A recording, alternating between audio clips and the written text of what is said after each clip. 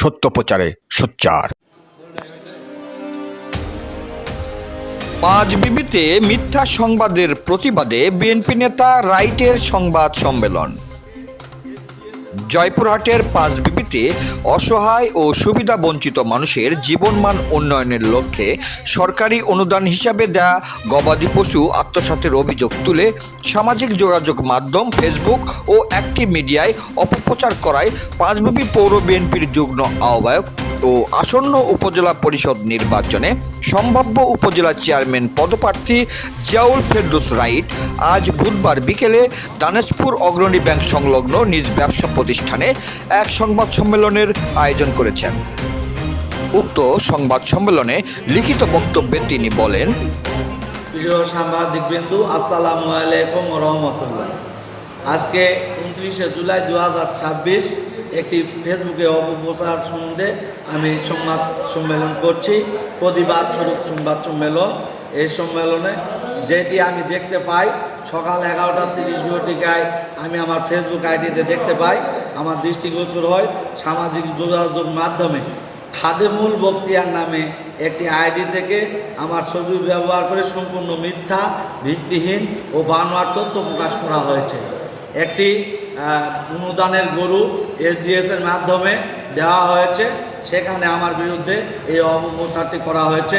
আমি যেহেতু উপজেলা চেয়ারম্যান নির্বাচন করব, এই অপপ্রচারটি কিছু ব্যক্তি একের পর এক আমার বিরুদ্ধে লিপ্ত হয়ে আছে। তাই আমি আপনাদের কাছে আবেদন করব, এই খাদেমুল বখতিয়ারের যে লিঙ্ক দেওয়া আছে সেখানে 3 জন শেয়ার করেছে, সেটাও দেখলাম, প্রভাষক সাইদুল এবং মেহেদি হাসান এবং আরেকজনের নাম যত সম্ভব আরিফ।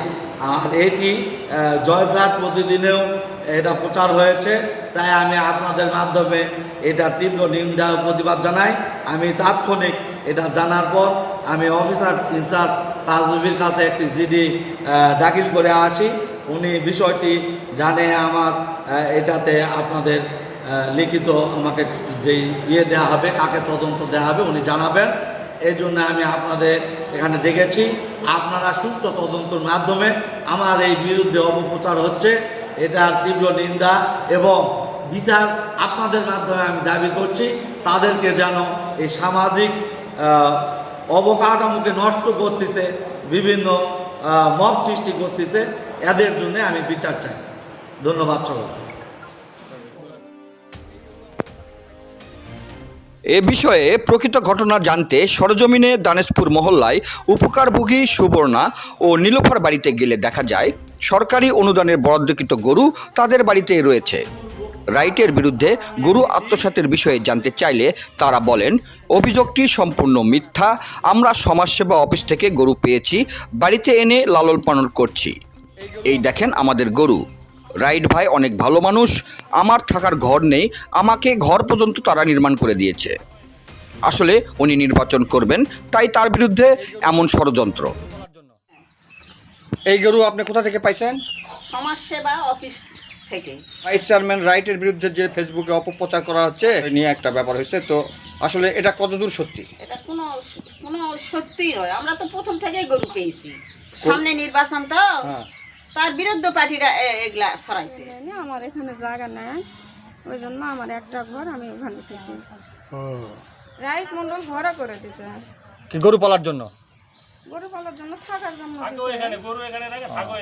থাকি এখানে, আমি সব কিছু করি। দবিরুল ইসলাম, ডিডি চ্যানেল, নিউজ ডেস্ক।